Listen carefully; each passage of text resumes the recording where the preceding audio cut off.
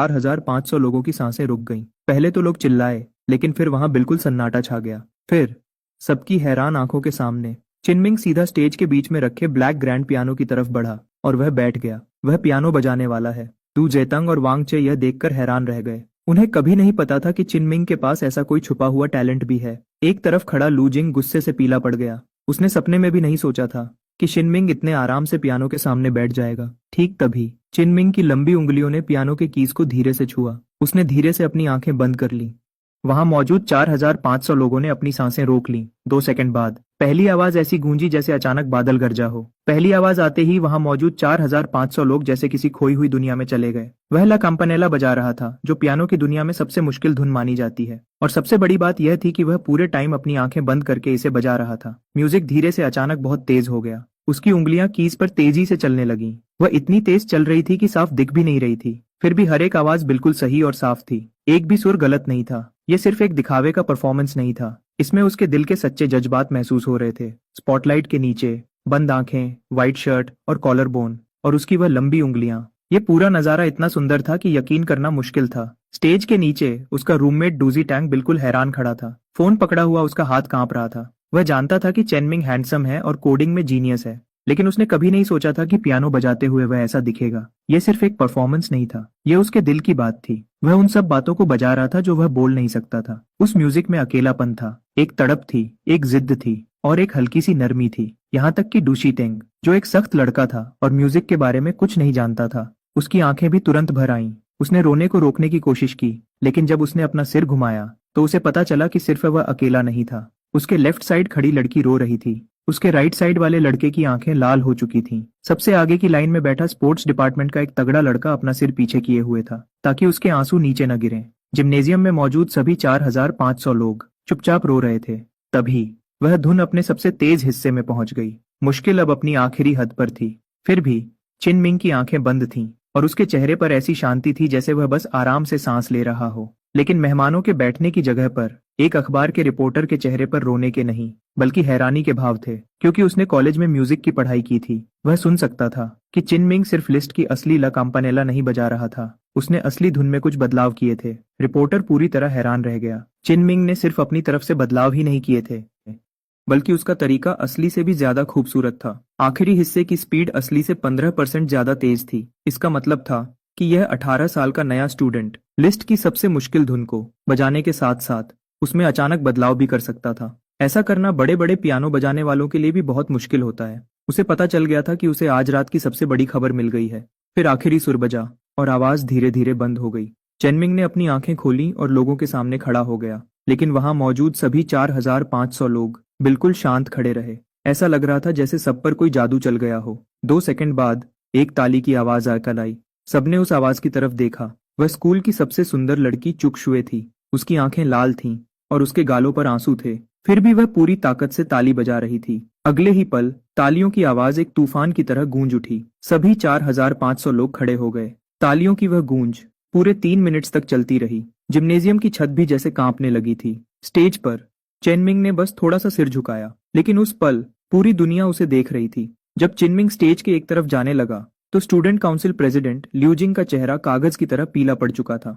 उसने एक बहुत बड़ा जाल बिछाया था ताकि चिनमिंग हजारों लोगों के सामने मजाक बन जाए, लेकिन उसके जाल ने चिनमिंग को सबसे ऊपर पहुंचा दिया। यह चिनमिंग की सबसे बड़ी जीत बन गई थी। तभी चिनमिंग उसके पास से गुजरा।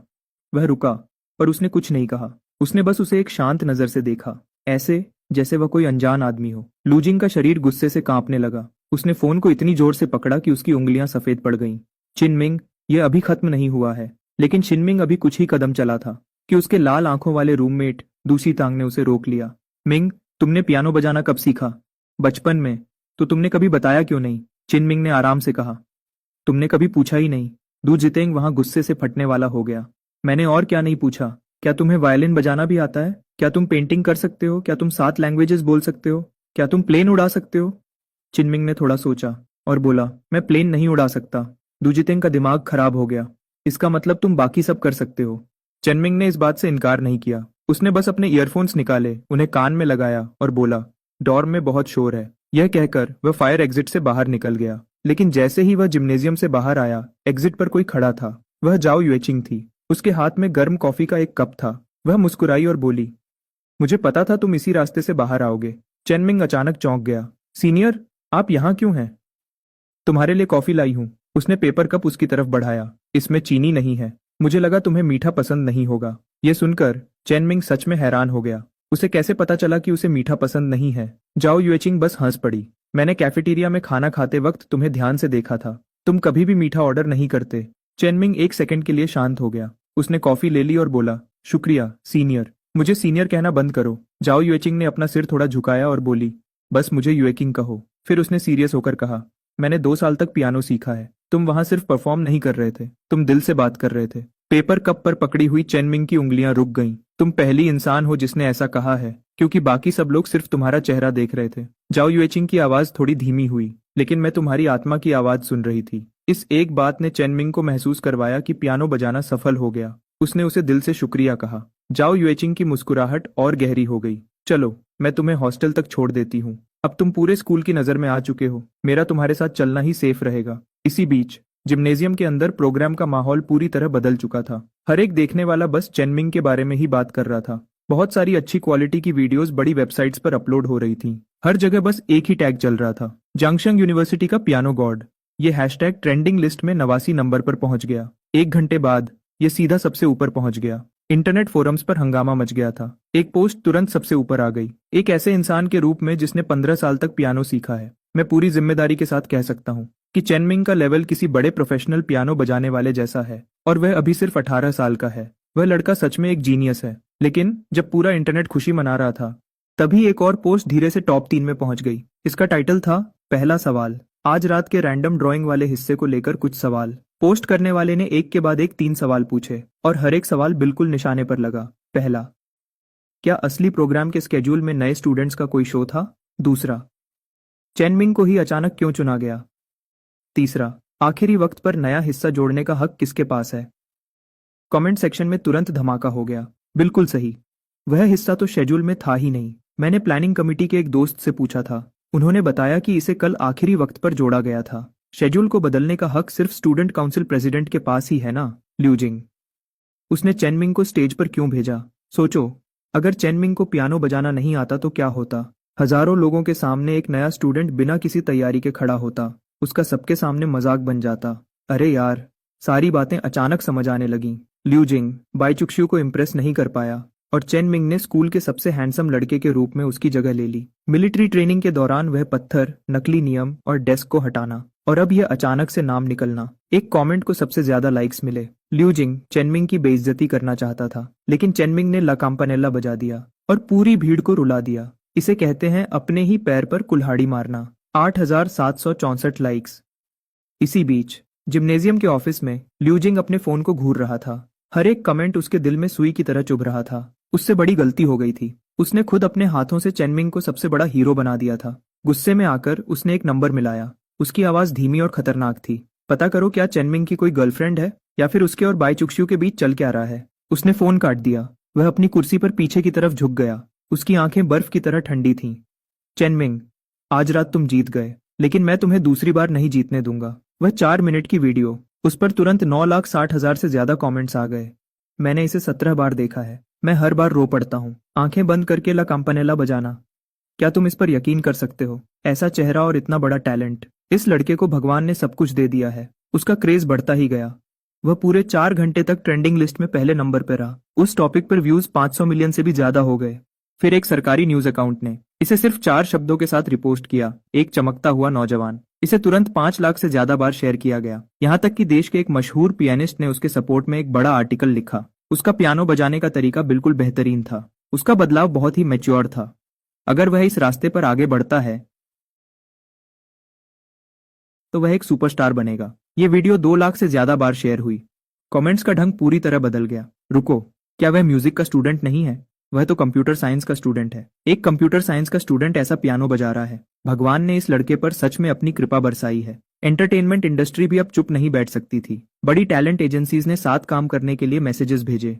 टैलेंट शोज के डायरेक्टर्स उसे मेंटर बनाना चाहते थे। एक फिल्म डायरेक्टर ने तो साफ कह दिया, ऐसे चेहरे और स्टाइल के साथ वह बड़ी स्क्रीन पर आने के लिए ही बना है। और इससे भी अजीब बात यह हुई कि एक बड़े इंटरनेशनल ब्रांड के ऑफिशियल अकाउंट ने चुपके से इस टॉपिक को फॉलो किया और इसे लाइक किया। एक बड़ा ब्रांड उसे अपना स्पोक्सपर्सन बनाना चाहता है। वह अभी सिर्फ पहले साल का स्टूडेंट है। लेकिन इस सब के बीच रूम नंबर 304 में चेनमिंग आराम से सो रहा था, जैसे कुछ हुआ ही ना हो। लेकिन उसके तीनों रूममेट्स को बिल्कुल नींद नहीं आ रही थी। मिंग, तुम ट्रेंडिंग लिस्ट में पहले नंबर पर हो। ऑफिशियल न्यूज साइट ने तुम्हें रिपोस्ट किया है। पीपल्स डेली ने भी कमेंट किया है। डू सीतेंग हर नए पोस्ट को देखकर हैरान हो रहा था। फोरम पर उस वीडियो को 50 मिलियन व्यूज मिल चुके हैं। ये अभी भी बढ़ रहा है।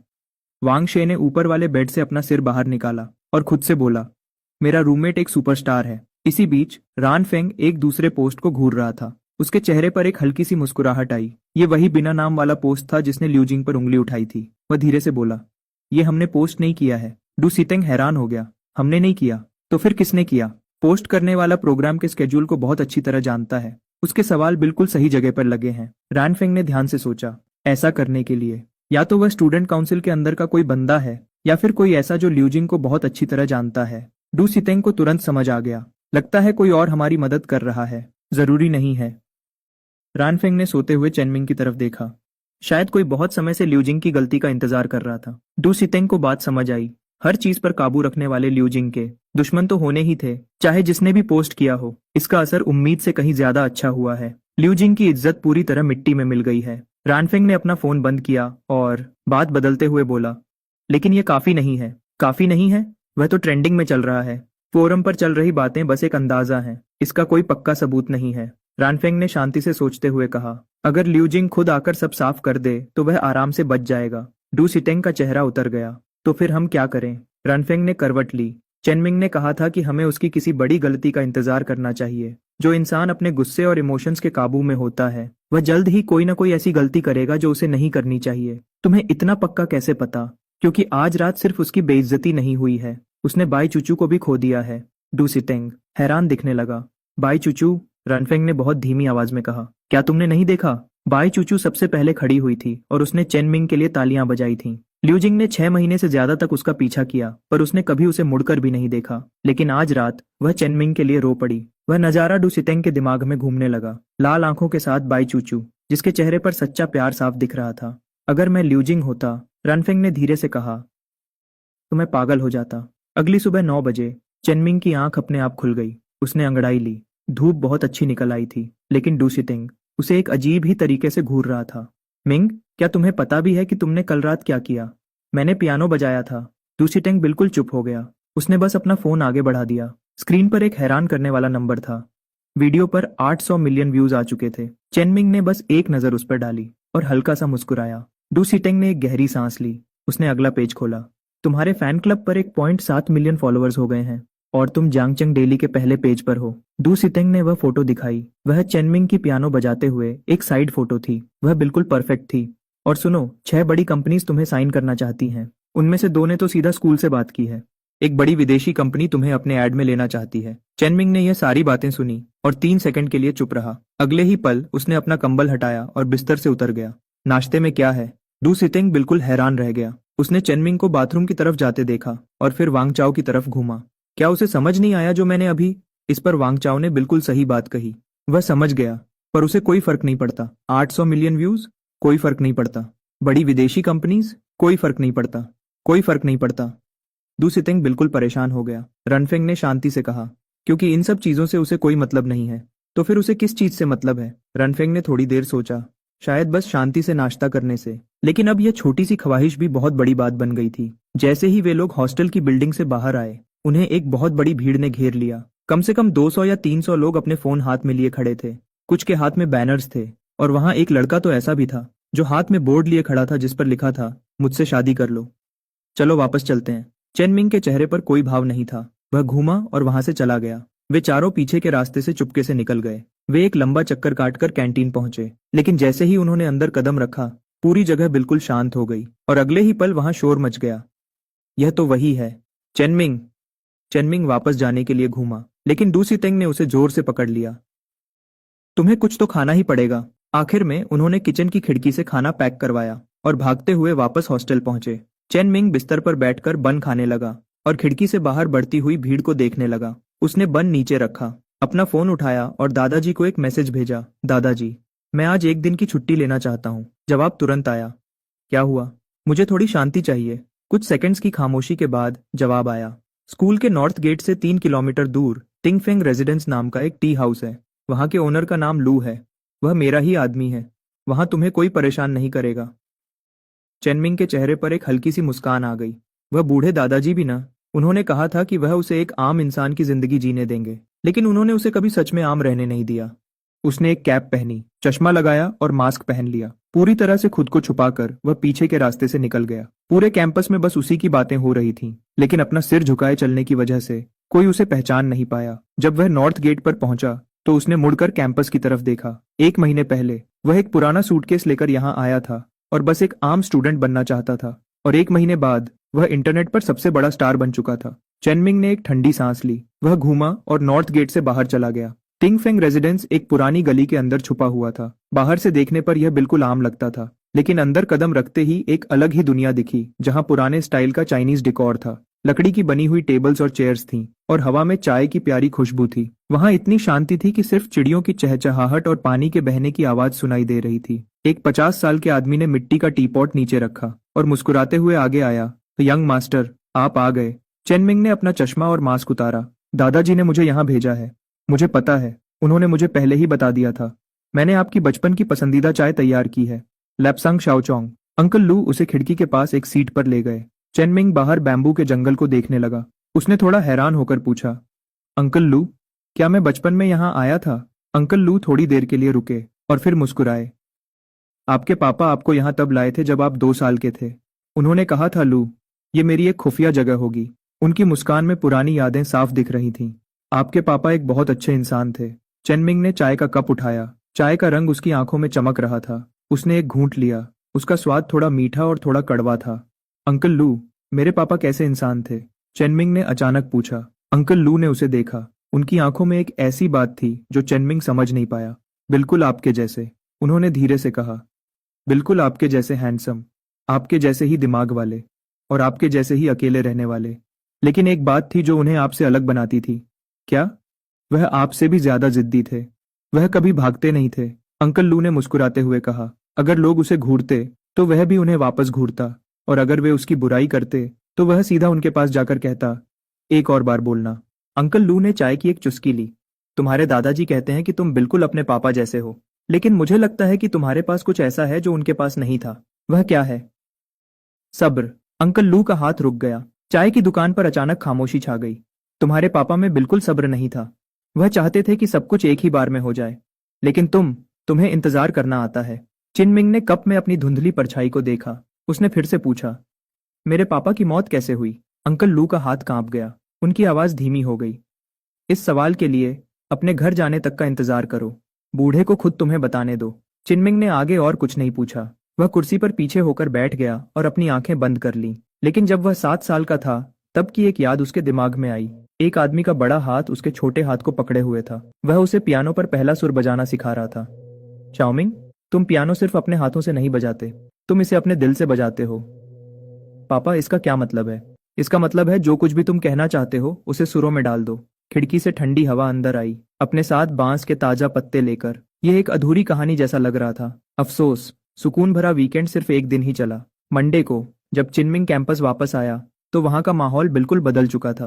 पहले लोग सिर्फ हैरत और शौक से देखते थे, लेकिन अब सब पागल हो चुके थे। सड़क पर चलते हुए हर 10 कदम पर कोई ना कोई अपना फोन आगे कर देता।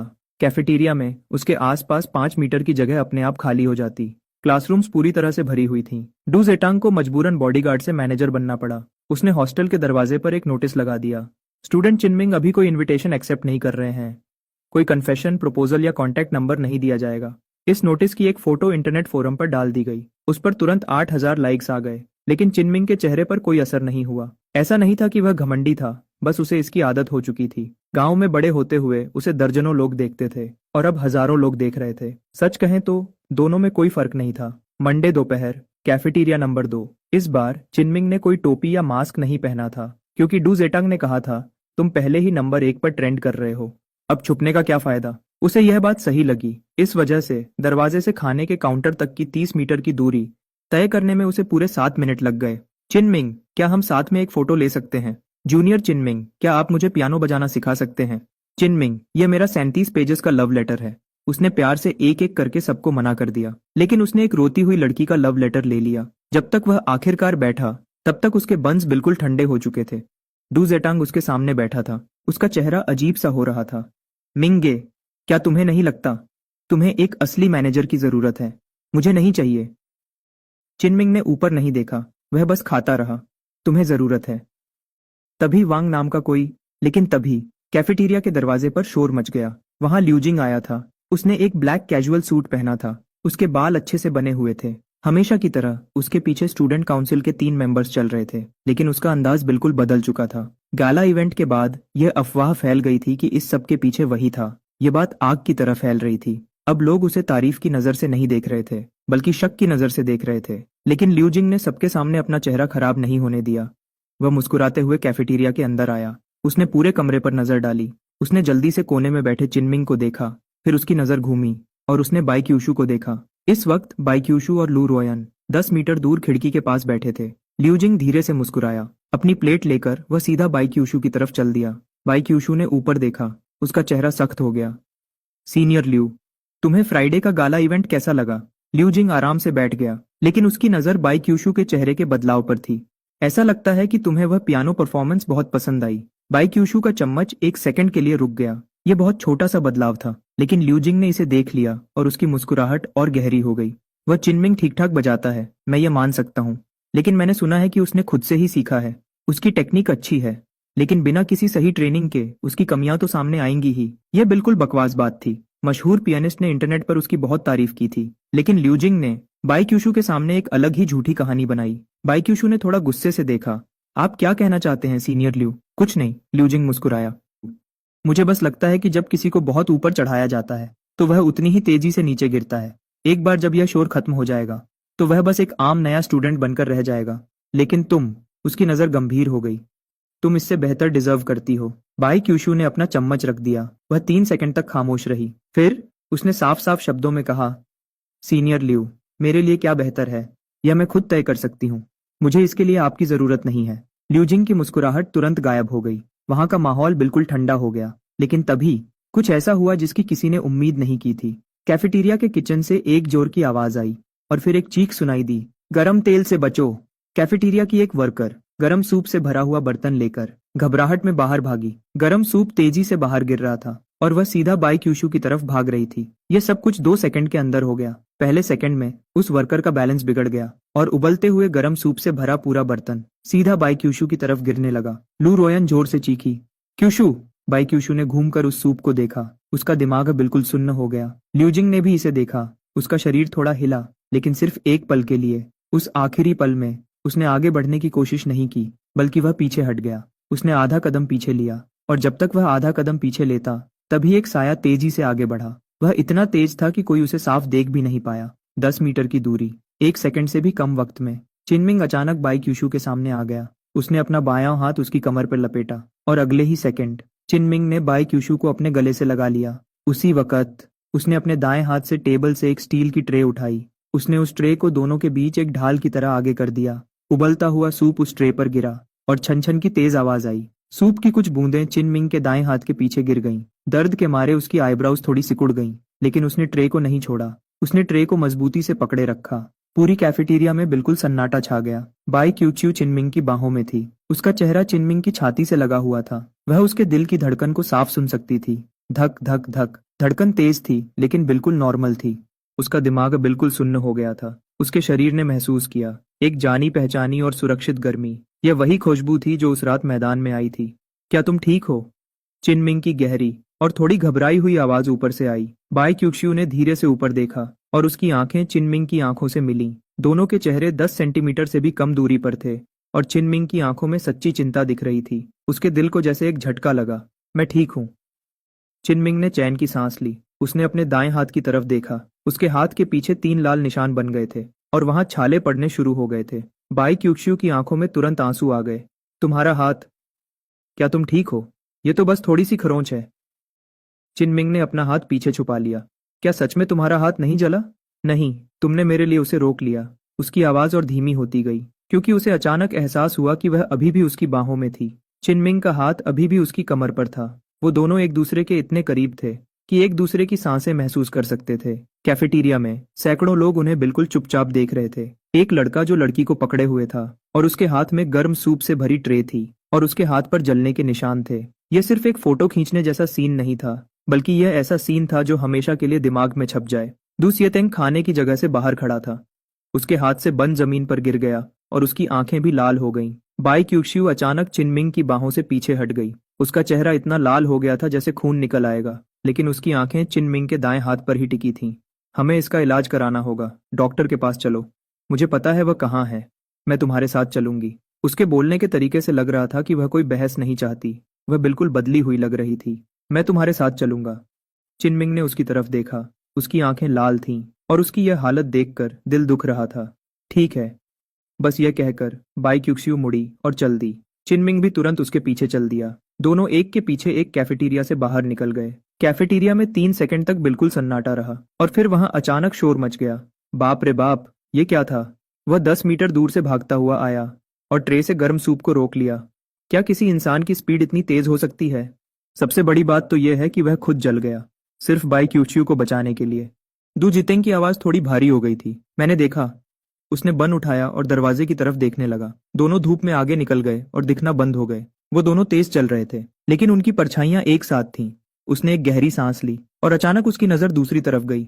लूजिंग खड़ा था। लूजिंग अभी भी अपनी जगह पर हैरान खड़ा था। उसका चेहरा पीला पड़ गया था। उसने अपने होंठ भींचे हुए थे और उसका दायां पैर अभी भी पीछे हटने की पोजीशन में था। सबने उस खतरे के वक्त को देखा था। चिनमिंग आगे भागा, जबकि वह पीछे हट गया। एक ने सूप को रोकने के लिए अपना शरीर आगे कर दिया और दूसरे ने डर के मारे एक कदम पीछे बढ़ा लिया। दोनों का फर्क बिल्कुल साफ दिख रहा था। लिू जिंग को तुरंत अपने आसपास के लोगों की गुस्से भरी नजरें महसूस हुईं। उसने गुस्से में अपनी मुट्ठी इतनी जोर से भींची कि नाखून हथेली में धंस गए, लेकिन वह कुछ नहीं कर सकता था क्योंकि उसकी कोई गलती छुपाने का रास्ता नहीं था। वह तो बीआई क्यूक्सियू का दोस्त भी नहीं था। जब किसी को आगे आने की जरूरत थी तो वह पीछे हट गया और जिसे वह बेकार समझता था वह आगे बढ़ गया। लिू जिंग अचानक मुड़ा। उसने दरवाजे को इतनी जोर से धक्का दिया कि कांच टूटने ही वाला था। कैफेटेरिया में एक जोर की आवाज गूंजी। दूजितेंग ने उसे ठंडी नजरों से देखा और उसके दिमाग में बस 2 ही शब्द आए, अच्छा हुआ। उधर स्कूल के क्लिनिक में ड्यूटी पर खड़ा डॉक्टर कल रात का ट्रेंडिंग पियानो वीडियो देख रहा था, लेकिन जैसे ही उसने ऊपर देखकर चिनमिंग का चेहरा देखा,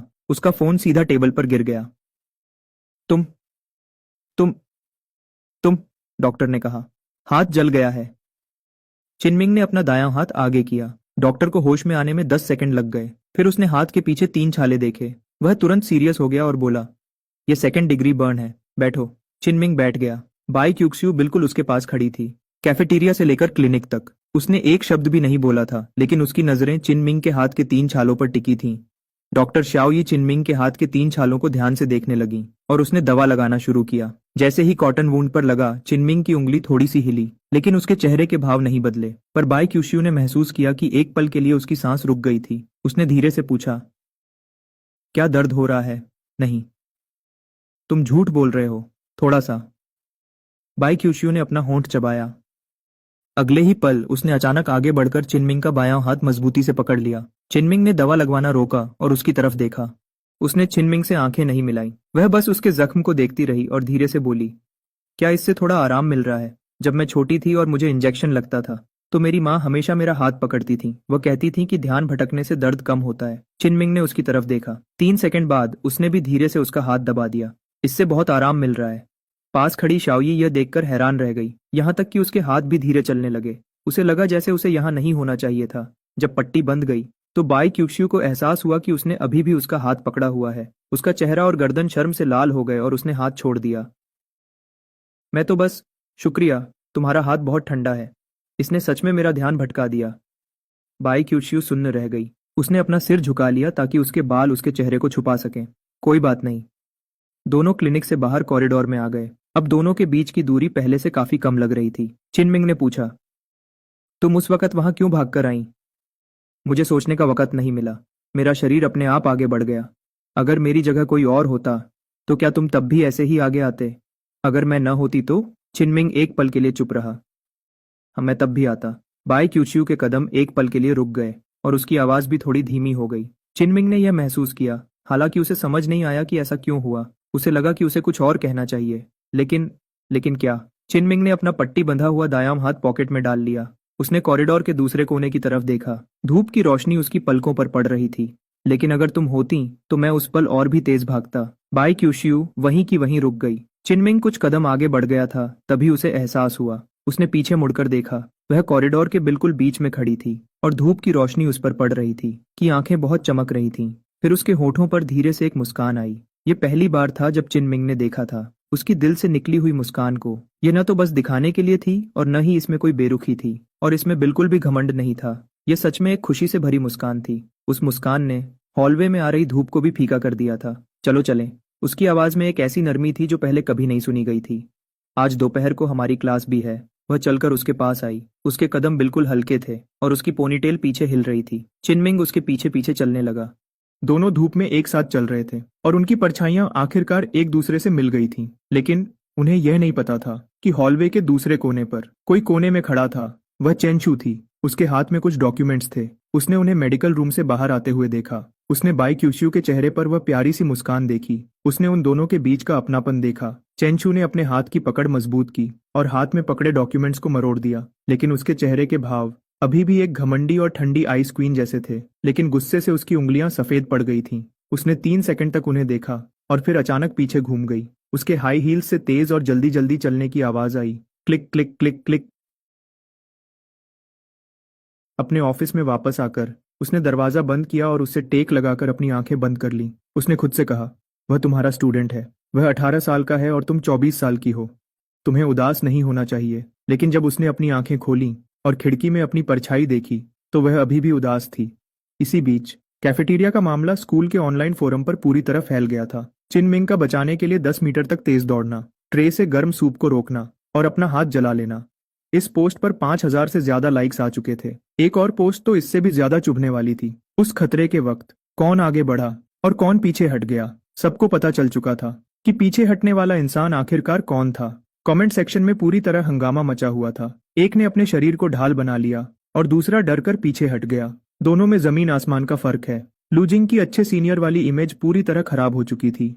चिनमिंग का तुरंत आगे बढ़ना यह दिखाता है कि उसके दिमाग में दूसरों को बचाना खुद को बचाने से ज्यादा जरूरी है। ऐसा ही इंसान प्यार के लायक होता है। इस कमेंट पर 8,000 से ज्यादा लाइक्स थे। लेकिन सबसे बड़ा धमाका तो अभी बाकी था। एक और पोस्ट बहुत तेजी से ट्रेंड कर रही थी, जिसका टाइटल था, बाई क्यूशियू ने मेडिकल रूम में चिनमिंग का हाथ पकड़ा। कमेंट सेक्शन में अचानक धमाका हो गया।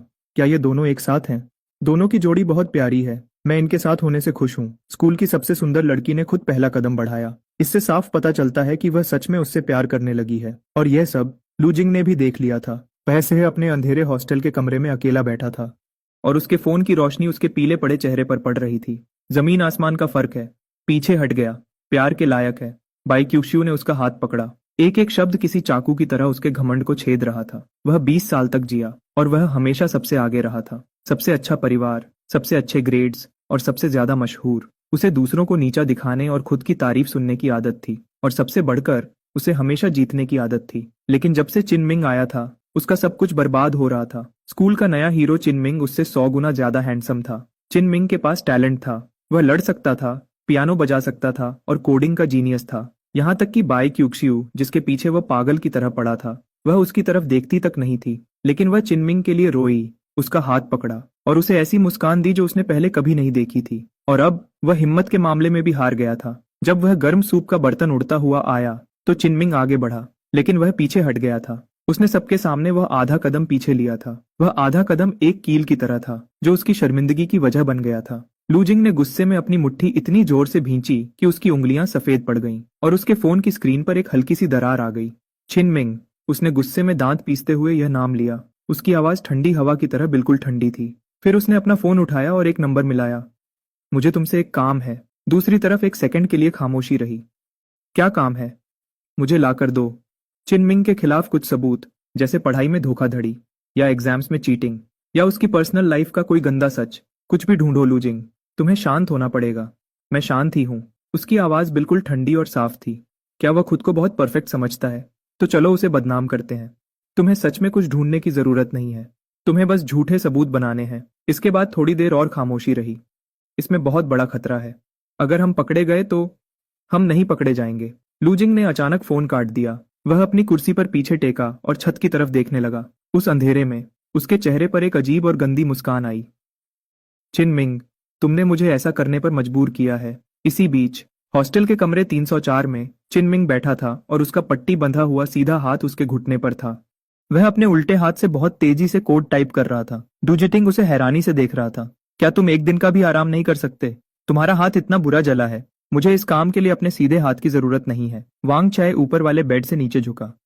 मिंग भाई, फोरम पर फिर से हंगामा हो रहा है। तुम्हारे और बाई क्यूश्यू के बारे में एक पोस्ट आई है। सब कह रहे हैं कि तुम दोनों अब एक कपल बन चुके हो। तुम बस अपने नूडल्स खाओ। चिनमिंग ने ऊपर देखा तक नहीं। तभी रानफेंग, जो कब से चुप बैठा था, आखिरकार बोला, चिनमिंग, क्या तुमने आज लूजिंग का रिएक्शन देखा? चिनमिंग की उंगलियां कीबोर्ड पर रुक गईं। हाँ, उसने सबके सामने आधा कदम पीछे लिया था। रानफेंग का चेहरा गंभीर हो गया। जब किसी लड़के की सबके सामने ऐसी बेइज्जती होती है और वह देखता है कि जिस लड़की को वह चाहता है वह किसी और के लिए रो रही है, तो तुम्हें क्या लगता है वह आगे क्या करेगा? चिनमिंग 3 सेकंड तक चुप रहा और फिर 2 शब्द बोले, गलती करेगा। कैसी गलती? बहुत बड़ी गलती। तो क्या तुम तैयार हो? चिनमिंग ने अपनी कुर्सी घुमाई। उसका चेहरा बिल्कुल शांत था, लेकिन उसकी आंखों में एक पक्का यकीन था। एक ऐसा यकीन जैसे उसे पहले से ही पता हो कि आगे क्या होने वाला है। मैं पहले दिन से ही तैयार हूं, यह कहकर वह वापस घूमा और कोड टाइप करने लगा। 1 महीने बाद ठंड और ज्यादा बढ़ने लगी थी। चिनमिंग की जिंदगी धीरे धीरे एक पक्के रूटीन में ढल गई। क्लास जाना, कोड लिखना और कभी कभी देर रात को दौड़ते वक्त बाई क्यूशवे से मिल जाना। डू जितेंग इस बात पर शिकायत किए बिना नहीं रह सका।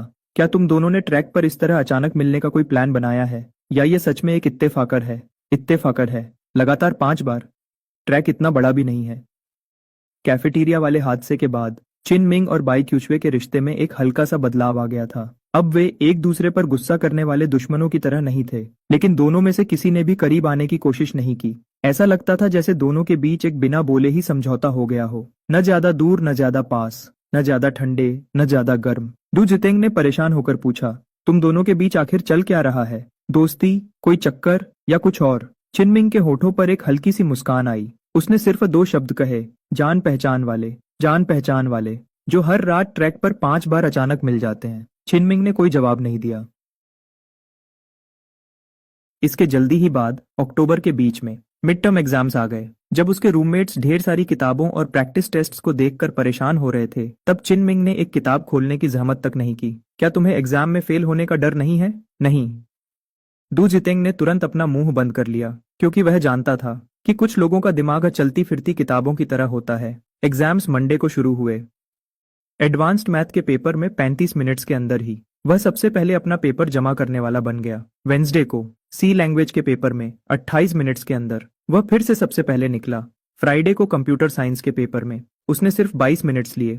हर बार जब वह एग्जाम रूम से बाहर आता तो हॉलवे में सभी लोग हैरानी से उसे देखते रह जाते। 1 हफ्ते बाद रिजल्ट्स बोर्ड पे लगा दिए गए। पूरे स्कूल के फोरम पर बस एक ही बात चल रही थी, क्या कोई ऐसी चीज है जो ये लड़का नहीं कर सकता? एडवांस्ड मैथ में 150 का परफेक्ट स्कोर, सी लैंग्वेज में 150, कंप्यूटर साइंस में भी 150 का परफेक्ट स्कोर। तीनों में परफेक्ट स्कोर मिला। वह डिपार्टमेंट में पहले नंबर पर आया और पूरे स्कूल में भी सबसे आगे रहा। लेकिन चिनमिंग के इस कमाल के अगले ही दिन कुछ ऐसा हुआ जिसकी किसी को उम्मीद नहीं थी। दोपहर के 3 बजे एक मैसेज ने उसकी शांति को भंग कर दिया। स्टूडेंट चिनमिंग, कृपया आज शाम 4 बजे डिपार्टमेंट ऑफिस बिल्डिंग के रूम 302 में आईं। मिड टर्म एग्जाम को लेकर एक जांच में शामिल होने के लिए। चिनमिंग ने थोड़ा गुस्से में अपनी भौहें सिकोड़ी। यह कोई आम बातचीत नहीं थी, न ही कोई डिस्कशन था। यह एक जांच थी। मैसेज पढ़ने के बाद डू जितेंग का चेहरा बिल्कुल बदल गया। जांच? किस चीज की जांच? तुम्हें तीनों में परफेक्ट स्कोर मिला है, इसमें जांच करने जैसा क्या है? तभी रानफेंग ने अपना चश्मा ऊपर किया और शांत आवाज में बिल्कुल पते की बात कही। पहले तो तीनों एग्जाम्स में सबसे पहले पेपर जमा करना और फिर तीनों में परफेक्ट स्कोर लाना। अगर कोई परेशानी खड़ी करना चाहता है तो सबसे आसान तरीका चीटिंग का इल्जाम लगाना है। डू जितेंग का चेहरा और भी खराब हो गया। कौन बदतमीज चिनमिंग पर चीटिंग का इल्जाम लगाएगा? हालांकि रानफेंग ने कोई जवाब नहीं दिया, लेकिन सबके दिमाग में एक ही नाम चल रहा था। चिनमिंग खड़ा हुआ और उसने अपनी जैकेट उठाई। 4 बजने वाले हैं, मैं जाकर देखता हूँ। डू जितेंग तुरंत अपने बेड से नीचे कूदा। मैं भी तुम्हारे साथ चल रहा हूँ।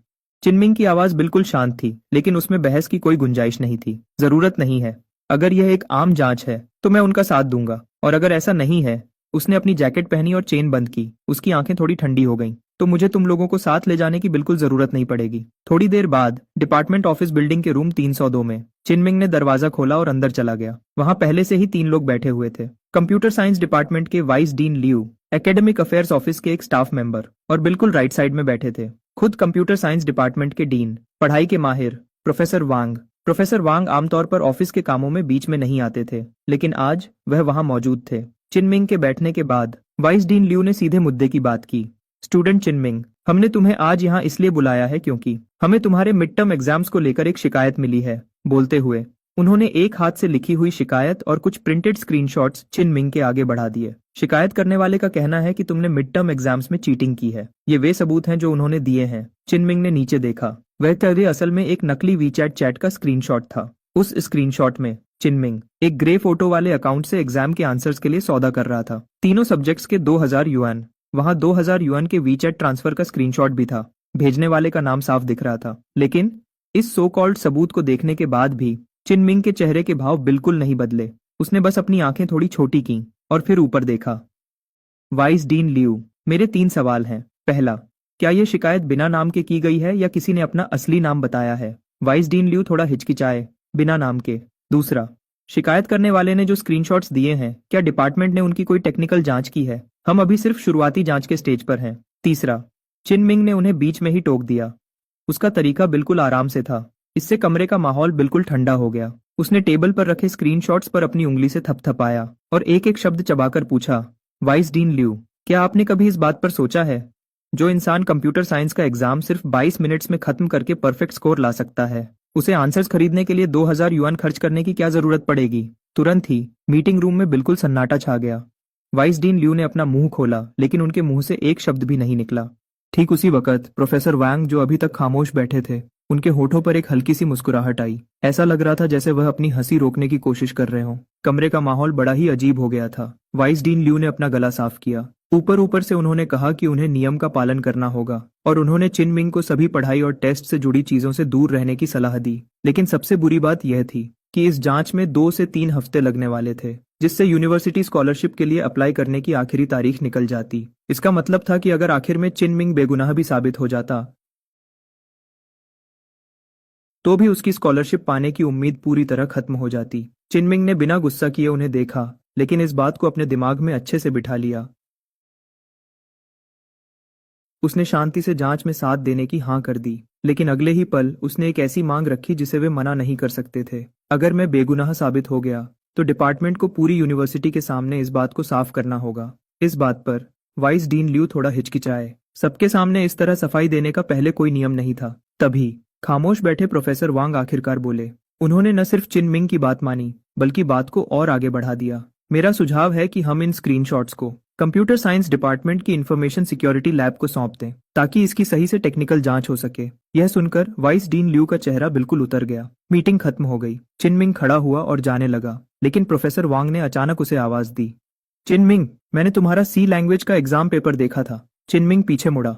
उसने देखा कि प्रोफेसर वांग उसे बड़े ही गहरे ध्यान से देख रहे हैं। आखिरी सवाल के प्रोग्राम में तुमने जो एल्गोरिदम यूज किया है, उसका सही जवाब एक ऐसा तरीका है जो मैंने 3 साल पहले देखा था, वह भी उस चैंपियन के कोड में जिसने ग्लोबल हैकर कंपटीशन जीता था, जिसका कोड नेम फैंटम था। मीटिंग रूम की हवा अचानक जम सी गई। चिनमिंग की आंखें अचानक छोटी हो गईं। यह देखकर प्रोफेसर वांग ने आगे कुछ नहीं पूछा, वह बस धीरे से मुस्कुराए। एग्जाम में चीटिंग जैसी चीजों के लिए जांच की जरूरत नहीं होती। आंसर्स खुद ही सबसे बड़ा सबूत होते हैं। जो इंसान ऐसा एल्गोरिदम लिख सकता है, उसे आंसर्स खरीदने की कोई जरूरत नहीं है। चिनमिंग ऑफिस बिल्डिंग से बाहर आया। उसने एक गहरी सांस ली और अपना फोन निकाला। 300 मैसेजेस में से रेनफोंग का एक मैसेज अलग ही दिख रहा था। रिपोर्ट लेटर कहाँ से आई है, इसका पता चल गया है। इसे स्टूडेंट यूनियन ऑफिस के प्रिंटर से प्रिंट किया गया था, कल रात 11 बजे। चिनमिंग के चेहरे पर एक हल्की सी मुस्कान आई। स्टूडेंट यूनियन ऑफिस, रात के 11 बजे। स्टूडेंट यूनियन प्रेसिडेंट के अलावा जिसके पास चाबी होती है, और कौन अंदर जा सकता है? लेकिन उसने कोई जवाब नहीं दिया। इसके बदले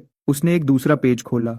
30 सेकंड्स तक उसकी उंगलियां स्क्रीन पर तेजी से चलने लगीं। सिर्फ 30 सेकंड्स में उसने स्टूडेंट यूनियन ऑफिस के प्रिंटर लॉक सिस्टम को हैक कर लिया। हाँ, नेटवर्क प्रिंटर्स हर एक प्रिंट की पूरी जानकारी रिकॉर्ड करते हैं। टाइम, फाइल का नाम, पेजेस की गिनती और यहाँ तक कि प्रिंट कमांड भेजने वाले डिवाइस का आईपी एड्रेस भी। एक पल में ही शिकार और शिकारी बदल गए। चिनमिंग ने तुरंत प्रिंट लॉक खोला। कल रात लगभग 11 बजे का 3 एंट्रीज साफ साफ दिख रही थी। 23 बजे 7 मिनट पर फाइल का नाम रिपोर्ट लेटर डॉट डॉक्स। 23 बजे 9 मिनट पर फाइल का नाम evidence underscore screenshot underscore 1 dot JPG और 23 बजे 11 मिनट पर फाइल का नाम evidence underscore screenshot underscore 2.jpg।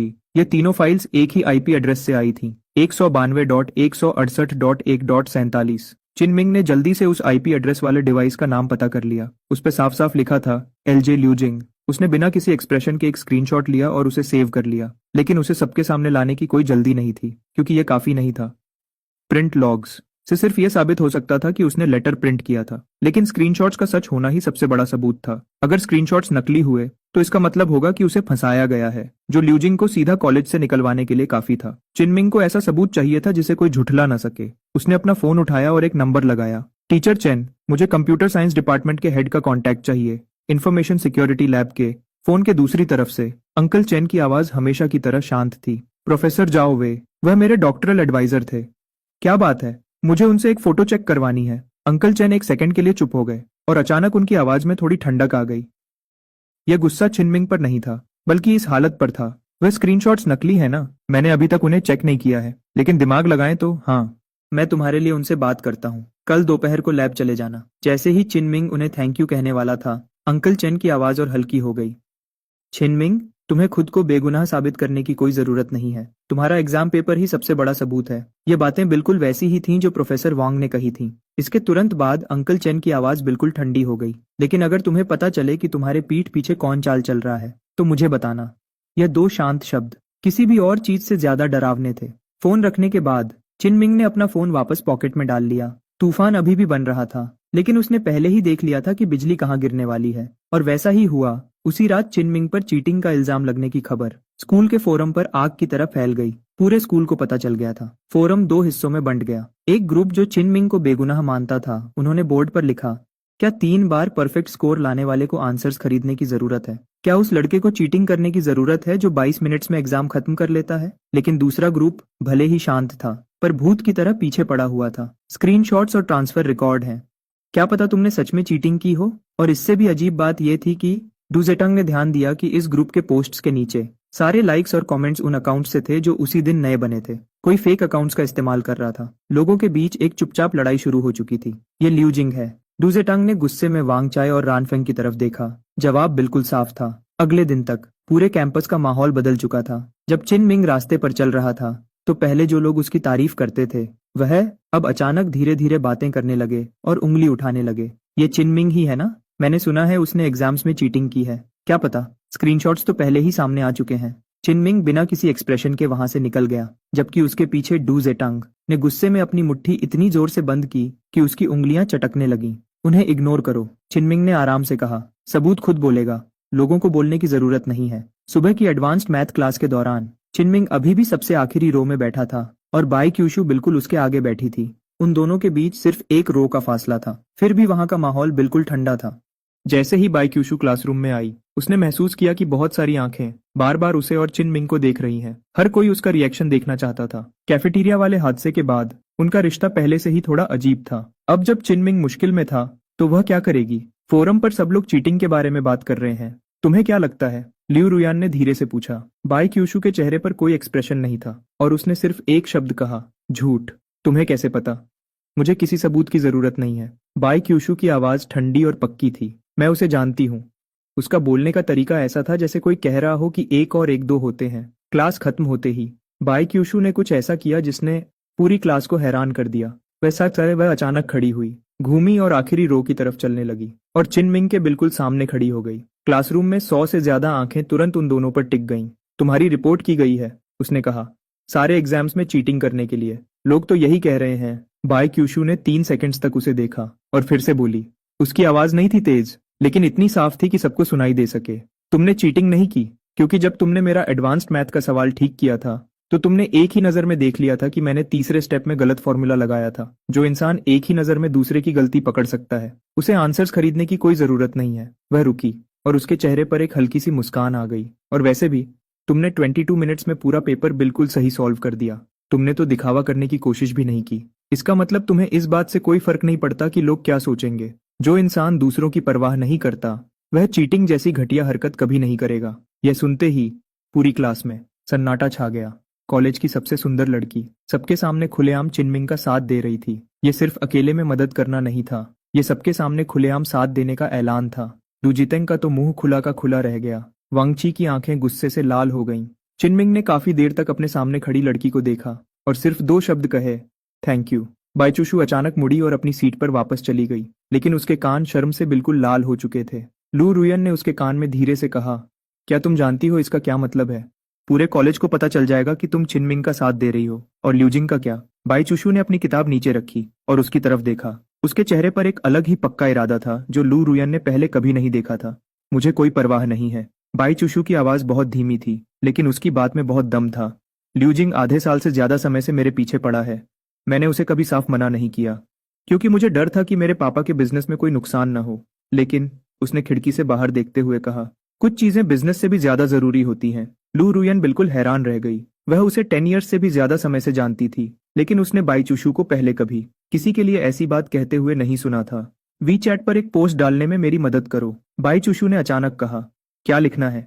बस ये लिखो, कुछ लोगों को अपनी सच्चाई साबित करने की जरूरत नहीं होती, क्योंकि उनका हुनर ही सबसे बड़ा सबूत है। जो लोग झूठ फैलाते हैं उन्हें आखिर में अपने किए की सजा जरूर मिलती है। लू रुयन हैरान रह गई। यह तो सीधे सीधे सबके सामने ल्यूजिंग की बेइज्जती करने जैसा था। इसे पोस्ट कर दो। बाईचुशु की आंखें बिल्कुल शांत थीं। लू रुयन ने एक गहरी सांस ली, एक एक शब्द टाइप किया और सेंड कर दिया। 3 सेकंड्स बाद लू रुयन ने उसे सबसे पहला लाइक किया। उसके तुरंत बाद लाइक्स की गिनती तेजी से बढ़ने लगी। हाफ एन आवर बाद इस पोस्ट का स्क्रीनशॉट लेकर उसे कॉलेज के फोरम पर डाल दिया गया। उसका टाइटल था, बाईचुशु ने खुलेआम किया चिनमिंग का सपोर्ट। 1 घंटे में ही 10,000 से ज्यादा रिप्लाईज आ गए। सबसे ऊपर वाले कमेंट पर ही 15,864 लाइक्स मिल चुके थे। कॉलेज की सबसे सुंदर लड़की सामने आई है। यह कोई छिपकर किया गया सपोर्ट नहीं है, बल्कि सबके सामने खुलेआम साथ देना है। इसके लिए सिर्फ हिम्मत ही नहीं, बल्कि पूरा भरोसा भी चाहिए, क्योंकि उसे सच में उस पर पूरा यकीन है। इसी बीच ल्यूजिंग ने यह वीचैट पोस्ट देखी। जो लोग झूठ फैलाते हैं उन्हें आखिर में अपने किए की सजा जरूर मिलती है। उसका एक एक शब्द उसके चेहरे पर एक जोरदार थप्पड़ की तरह लगा। उसने गुस्से में अपना फोन दीवार पर दे मारा, जिससे स्क्रीन के टुकड़े टुकड़े हो गए। लेकिन अगले ही पल उसने फोन वापस उठाया और एक नंबर डायल किया। उसकी आवाज बिल्कुल ठंडी और गुस्से से भरी थी। क्या वह स्क्रीनशॉट्स बिल्कुल असली लग रहे हैं? हाँ, बिल्कुल असली है। आम टेक्नोलॉजी से इसका पता नहीं चल सकता। लेकिन यह कोई आम टेक्नोलॉजी नहीं है, ल्यूजिंग चिल्लाया। इंफॉर्मेशन सिक्योरिटी लैब इसे बड़े मशीन से चेक कर रही है। दूसरी तरफ अचानक बिल्कुल खामोशी छा गई। मेरी बात सुनो, ल्यूजिंग ने गुस्से में अपने दांत पीसते हुए कहा। उन्हें रोकने का कोई तरीका ढूंढो। मुझे कोई फर्क नहीं पड़ता तुम क्या करते हो। मुझे थोड़ा वक्त चाहिए। फोन काट कर वह दीवार के सहारे खड़ा हो गया। टूटे हुए स्क्रीन से उसकी हथेली पर खून निकल आया, लेकिन उसे दर्द महसूस नहीं हुआ। उसे बस एक ही बात पता थी, उसके पास अब कोई रास्ता नहीं बचा था। लेकिन वह हार बिल्कुल नहीं मानेगा। जांच अभी भी चल रही थी, लेकिन जिंदगी चल रही थी। अक्टूबर का 4th वीक आ गया था। जांगशियांग यूनिवर्सिटी का ऑटम बास्केटबॉल लीग शुरू हो गया। यह सिर्फ एक खेल का मुकाबला नहीं था, यह अलग अलग डिपार्टमेंट्स के लिए अपनी इज्जत की लड़ाई थी। बिजनेस स्कूल और लॉ स्कूल हमेशा से बहुत स्ट्रांग टीम्स थीं, और कंप्यूटर साइंस डिपार्टमेंट है, वह तो पिछले 7 ईयर्स से लगातार ग्रुप स्टेज में ही बाहर हो रहे थे। वांगचे, जो एक स्पोर्ट्स स्टूडेंट था, वह सेमेस्टर शुरू होने के बाद से ही चिनमिंग को टीम में लाने की कोशिश कर रहा था। चिनमिंग, तुम्हारे पास जो टैलेंट है, अगर तुम बास्केटबॉल नहीं खेलोगे तो ये तुम्हारे टैलेंट की बर्बादी होगी। मुझे खेलना नहीं आता। तुमने तो ये भी कहा था कि तुम्हें पियानो बजाना नहीं आता, लेकिन तुमने 4,500 लोगों को रुला दिया, और अब तुम कह रहे हो कि तुम्हें बास्केटबॉल खेलना नहीं आता। मैं तुम्हारी बात पर बिल्कुल यकीन नहीं करूंगा। वांगचे रोने जैसा हो गया था। क्या तुम बस हमारी टीम पूरी करने के लिए आ सकते हो? हमारी टीम में सिर्फ 5 लोग हैं। एक का निशाना सिर्फ 3% है, और दूसरा तो 2 कदम भागते ही हांफने लगता है।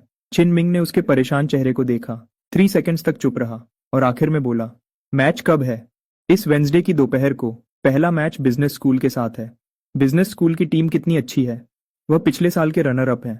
वांगचे बिल्कुल मायूस दिख रहा था। मुझे पता है, लेकिन अगर तुम साथ होगे तो कम से कम हम थोड़ी इज्जत के साथ तो हारेंगे। चिनमिंग ने हाँ कह दिया।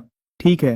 वांगचे तो खुशी के मारे वहीं घुटनों पर बैठने ही वाला था। वेंसडे की दोपहर को कॉलेज के बास्केटबॉल कोर्ट पर कंप्यूटर साइंस डिपार्टमेंट और बिजनेस स्कूल का मैच था।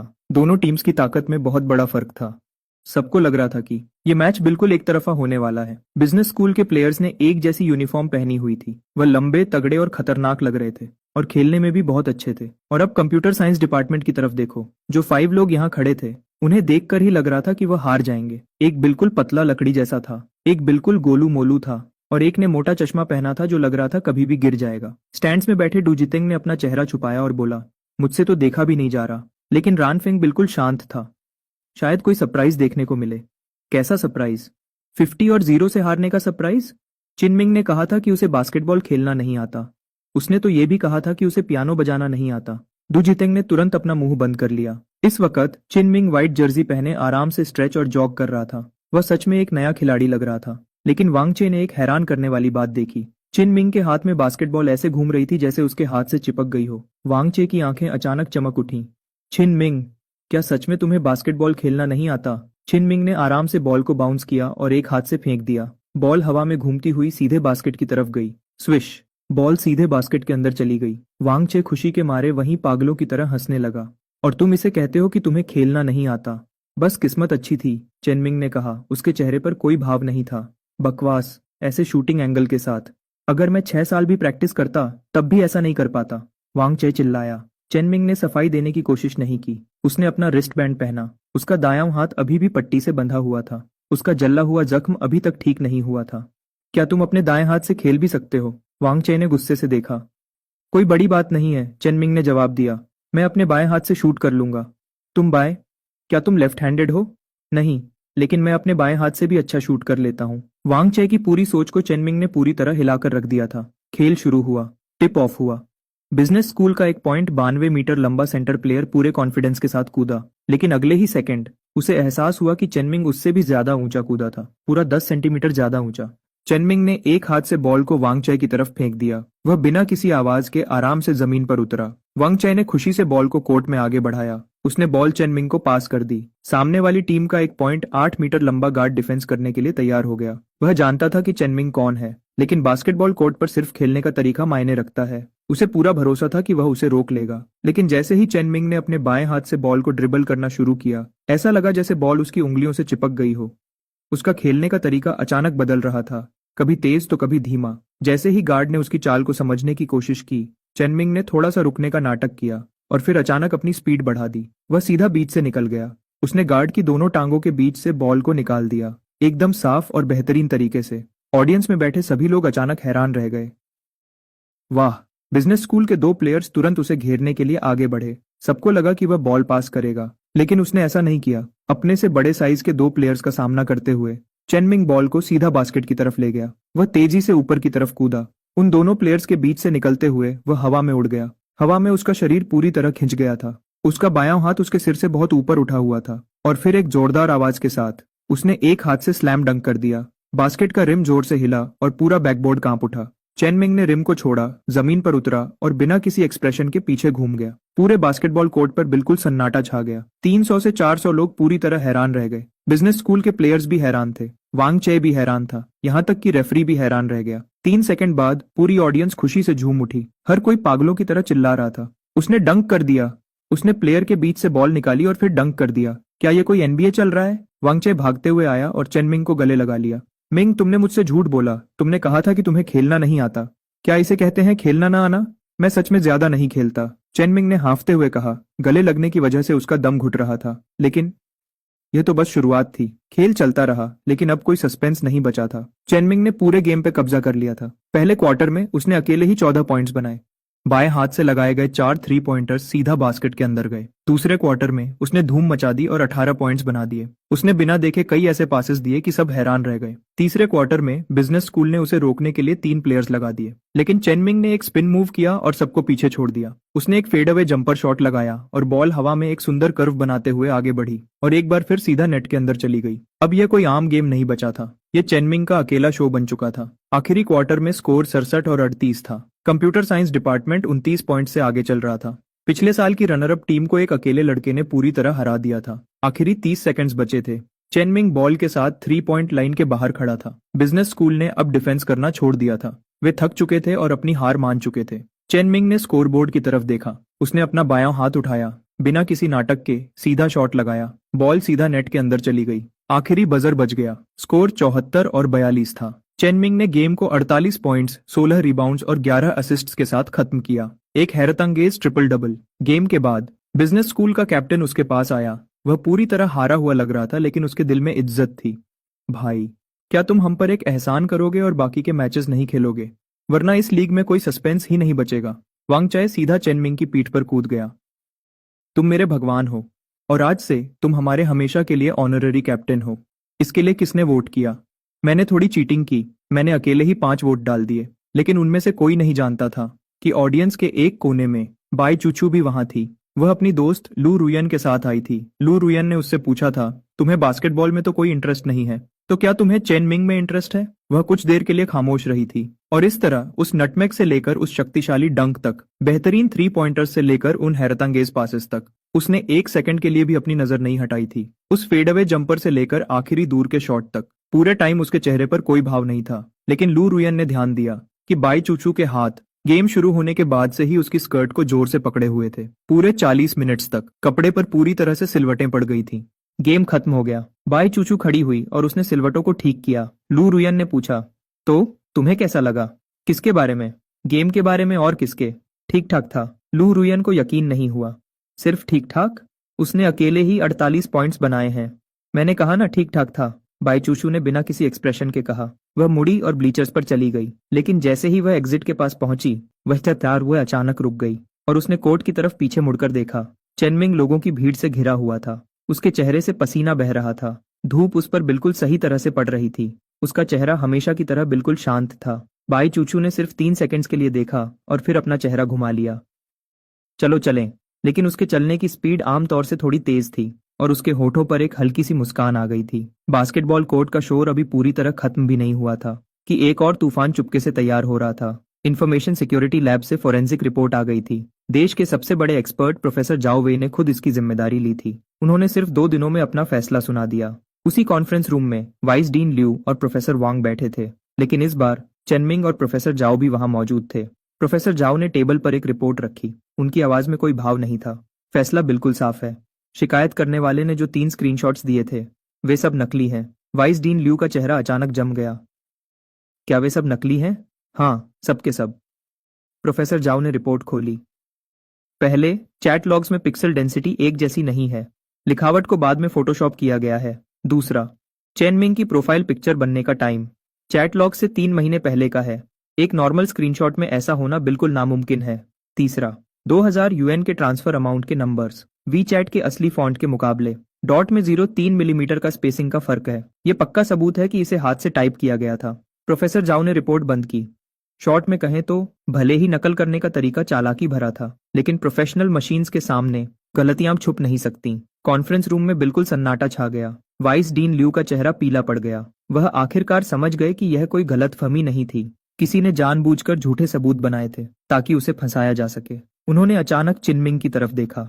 उनकी आवाज में पछतावा था। चिनमिंग, डिपार्टमेंट की तरफ से मैं तुमसे माफी मांगता हूँ। ये हमारे काम की कमी थी। हम तुरंत पूरे स्कूल में एक नोटिस जारी करेंगे ताकि तुम्हारा नाम साफ हो सके। इसके अलावा डिपार्टमेंट इस मामले को तुरंत डिसिप्लिनरी कमेटी को सौंप देगा। डीटी शिकायत करने वाले की जांच करेगा। चिनमिंग ने सुना और फिर हाँ में सिर हिलाया।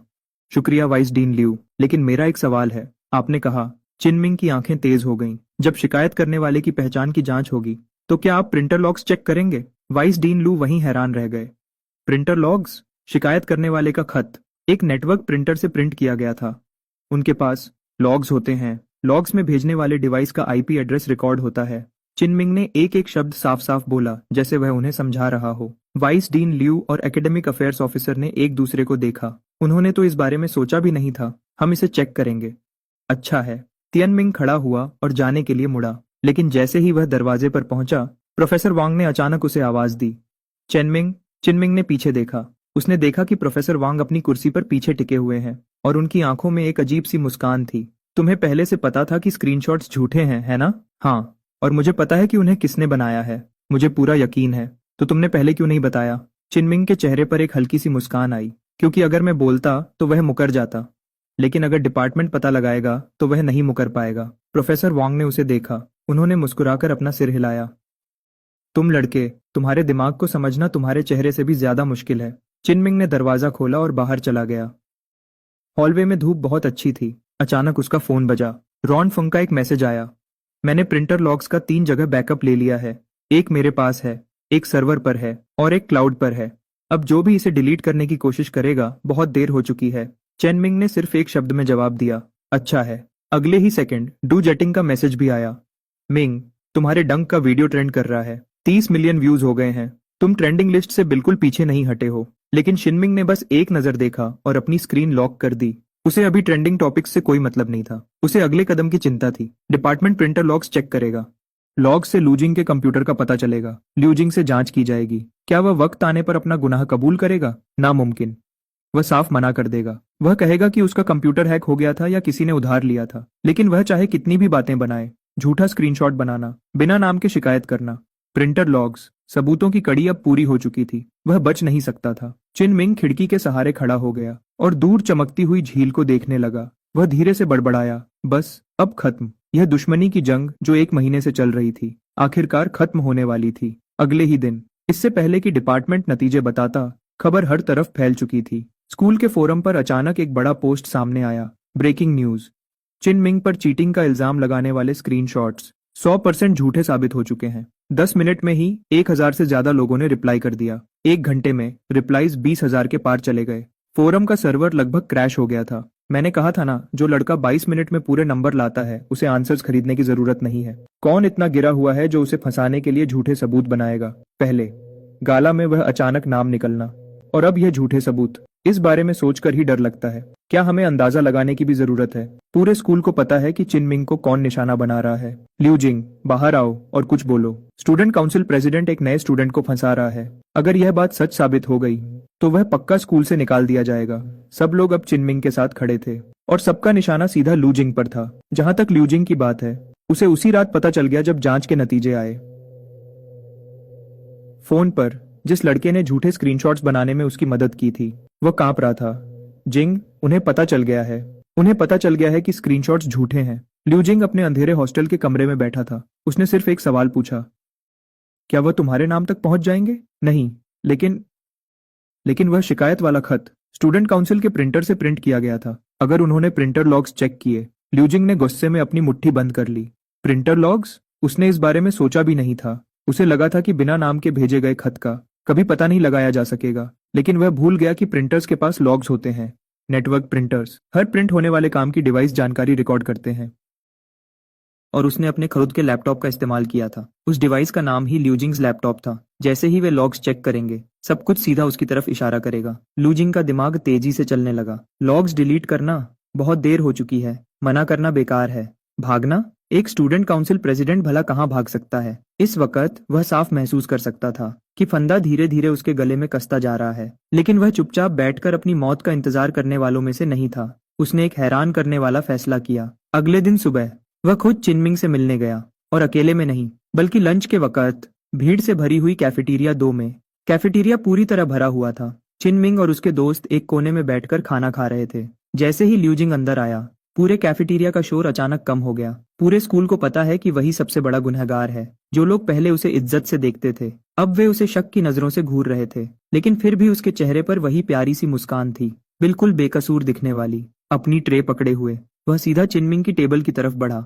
डू जितेंग अचानक परेशान हो गया। मिंग, मैंने उसे देख लिया है, चिन मिंग ने कहा। उसकी आवाज बिल्कुल शांत थी। अगले ही सेकंड लिu जिंग मुस्कुराकर उनकी टेबल के पास रुक गया। चिन मिंग, बहुत दिनों बाद मिले। चिन मिंग ने ऊपर देखा। सीनियर लिu, क्या मैं यहाँ बैठ सकता हूँ? जैसा आपको ठीक लगे। लिu जिंग चिन मिंग के सामने बैठ गया। स्कूल का सबसे बड़ा बेकसूर और गुनहगार अब आमने सामने बैठे थे। पूरे कैफेटेरिया में अचानक सन्नाटा छा गया। हवा में बहुत ज्यादा तनाव था। दू छितांग ने टेबल के नीचे अपनी मुट्ठी जोर से बांध ली। वांग चाय किसी भी वक्त खड़े होने के लिए तैयार था, लेकिन लिu जिंग ने चिन मिंग की तरफ ऐसे देखा जैसे कुछ हुआ ही न हो। मैंने सुना है कि तुम्हारी रिपोर्ट की जांच पूरी हो गई है। तुम बेगुनाह साबित हो गए हो। शुक्रिया, लेकिन एक बात मुझे समझ नहीं आई। तुम शुरू से लेकर आखिरी तक बिल्कुल भी परेशान क्यों नहीं थे? चिन मिंग ने नीचे देखा और खाने का एक निवाला लिया। परेशान होने की कोई बात ही नहीं थी। क्या तुम्हें डर नहीं था कि उन्हें कुछ नहीं मिलेगा? उन्हें तो वह मिलना ही था। तुम्हें इतना पक्का कैसे पता था? चिन मिंग ने अपने चॉपस्टिक्स नीचे रख दिए। उसने अचानक ऊपर देखा और सीधा लिu जिंग की आंखों में देखने लगा, क्योंकि जिसने झूठे सबूत बनाए थे उसने एक बहुत ही बचकानी गलती कर दी थी। लिu जिंग की मुस्कुराहट एक पल के लिए रुक गई। कौन सी गलती? चिन मिंग की आवाज तेज नहीं थी, लेकिन उसकी वजह से पूरे कैफेटेरिया के लोग ध्यान से सुनने लगे। उसने अपना खुद का कंप्यूटर यूज किया था, जो स्टूडेंट काउंसिल के प्रिंटर से जुड़ा था। लिu जिंग की आंखें डर के मारे फट गईं। नेटवर्क प्रिंटर्स में सारा रिकॉर्ड होता है। वह हर उस डिवाइस का नाम और आईपी एड्रेस रिकॉर्ड कर लेते हैं जहां से फाइल भेजी जाती है। चिन मिंग बिल्कुल आम आवाज में बोल रहा था, जैसे कोई लेक्चर दे रहा हो, लेकिन उसका एक एक शब्द चाकू की तरह था, जो सीधा लिu जिंग के दिल पर लग रहा था। ऐसा इंसान जिसे यह भी नहीं पता कि प्रिंटर का रिकॉर्ड कैसे साफ करते हैं, उसे किसी को फंसाने की कोशिश नहीं करनी चाहिए। कैफेटेरिया में इतनी खामोशी थी कि एक सुई गिरने की आवाज भी सुनी जा सकती थी। लूजिंग अब अपनी मुस्कुराहट नहीं बचा पा रहा था। उसका मुंह कांपने लगा, उसका चेहरा पीला पड़ गया और बिल्कुल फीका हो गया। चिनमिंग ने किसी का नाम नहीं लिया था, लेकिन स्टूडेंट काउंसिल का प्रिंटर सुनते ही सब समझ गए कि वह कौन था। लूजिंग अचानक खड़ा हो गया और उसकी चेयर जमीन पर जोर से घिसटने की आवाज आई। वह गुस्से से चिनमिंग को घूरने लगा। उसके होंठ थोड़े हिले, लेकिन उसके मुंह से एक शब्द भी नहीं निकला,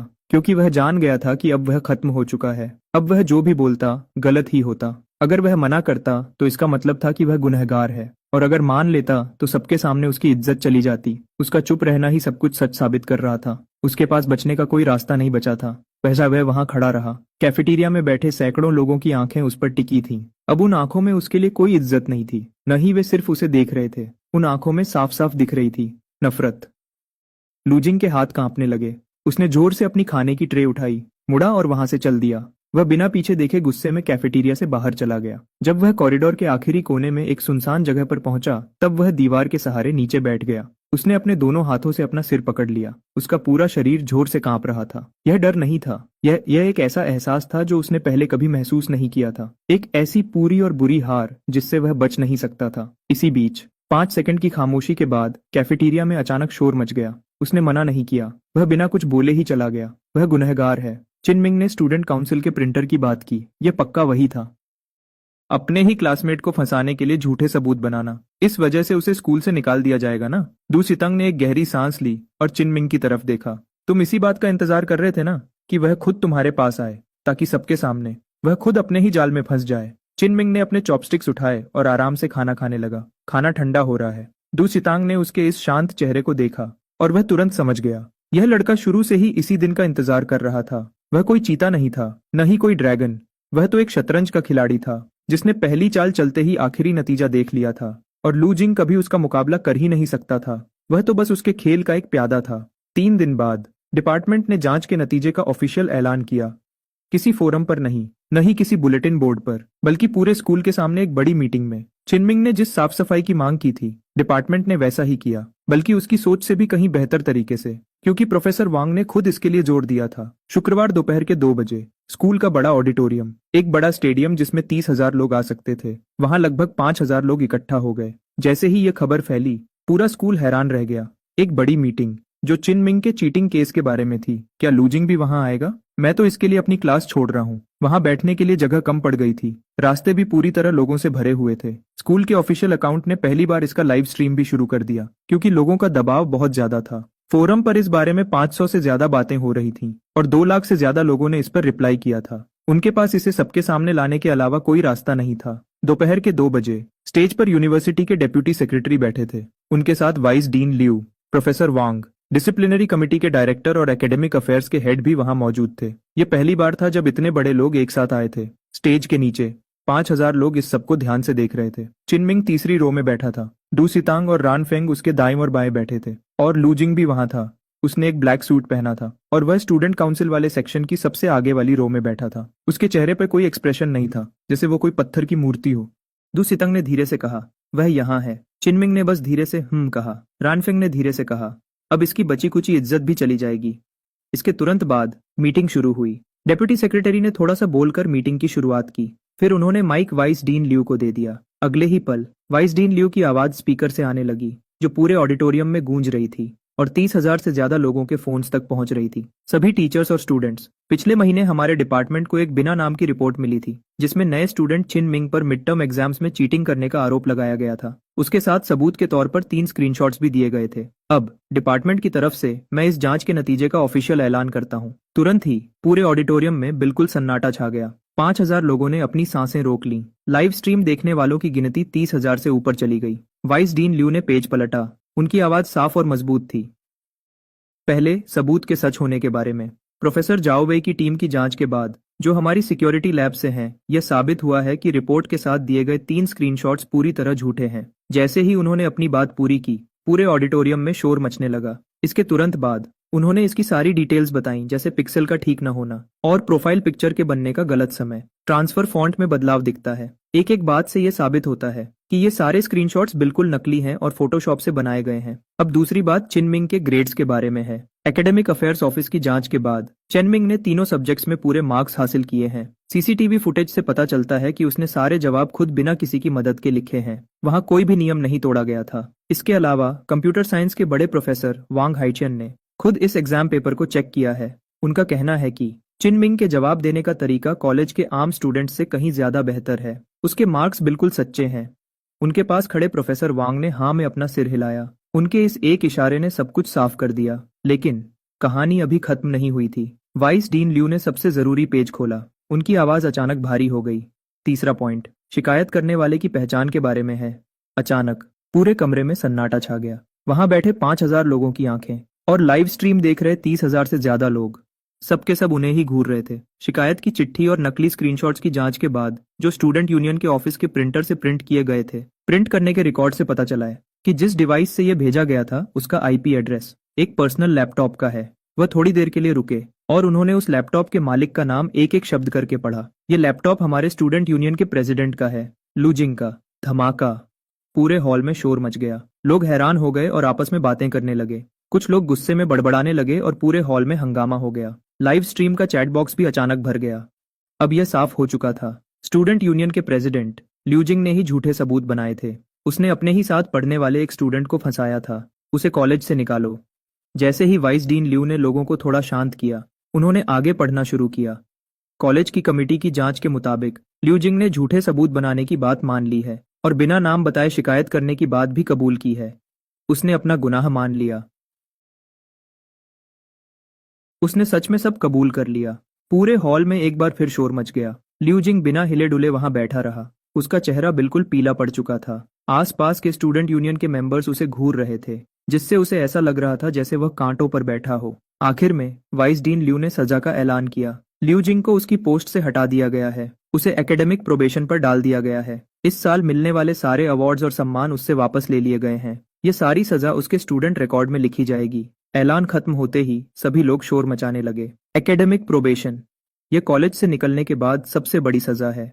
किसी भी स्टूडेंट के लिए यह सबके सामने बर्बाद होने जैसा था। और ल्यूजिंग बस वहां बैठा सब सुनता रहा। उनका एक एक शब्द एक कील की तरह था जो उसके कानों में चुभती जा रही थी। पोस्ट से हटाना, एकेडमिक प्रोबेशन और रिकॉर्ड में लिखा जाना। ल्यूजिंग के होंठ थोड़े कांपने लगे, लेकिन उसने एक शब्द भी नहीं बोला, क्योंकि वह जानता था कि अब कुछ नहीं हो सकता। लेकिन ठीक उसी वक्त मीटिंग खत्म हो गई और लोग वहां से जाने लगे। चिनमिंग खड़ा हुआ और जाने के लिए तैयार हुआ। जैसे ही वह हॉल के दरवाजे पर पहुंचा, किसी ने उसे आवाज दी, चिनमिंग। चिनमिंग ने पीछे मुड़कर देखा। वह यूनिवर्सिटी पार्टी कमेटी के सेक्रेटरी चेन थे। सेक्रेटरी चेन ने उसकी तरफ देखा। उनकी आंखों में तेजी थी, पर वह नर्म थे। आज तुम्हारे साथ गलत हुआ। चेनमिंग ने तुरंत जवाब दिया, मैं गलत नहीं था। कॉलेज ने बिल्कुल सही फैसला किया है। यूनिवर्सिटी का बहुत शुक्रिया। सेक्रेटरी चेन ने कुछ सेकंड्स के लिए उसकी तरफ देखा और फिर आराम से बोले, तुम एक अच्छे स्टूडेंट हो। प्रोफेसर वांग तुम्हारी बहुत तारीफ करते हैं। अगर आगे कभी कोई परेशानी हो तो सीधे मेरे पास आना। सेक्रेटरी चेन के जाने के बाद भी चिनमिंग वहां खड़ा रहा। ठंडी हवा चल रही थी। उसने एक गहरी सांस ली। उसके दिल पर जो बोझ था वह अब बिल्कुल हल्का हो गया था। अगले ही पल मिंग, दू जितिंग पीछे से भागता हुआ आया और उसके गले में अपना हाथ डाल दिया। चलो, आखिरकार सब खत्म हुआ। वोंगचे भी भागता हुआ वहां आया और उसने शिनमिंग के कंधे को जोर से थपथपाया। रानफेंग ने अपना चश्मा ऊपर किया और उसके चेहरे पर एक मुस्कान थी। चलो अब चलते हैं। ढलते हुए सूरज के नीचे उन चारों की परछाई ऐसी लग रही थी जैसे कोई जंग जीत कर आए हों। चेनमिंग ने उनकी तरफ देखा और बस एक बात कही, हम खाना कहाँ खा रहे हैं? आज मेरी तरफ से पार्टी है।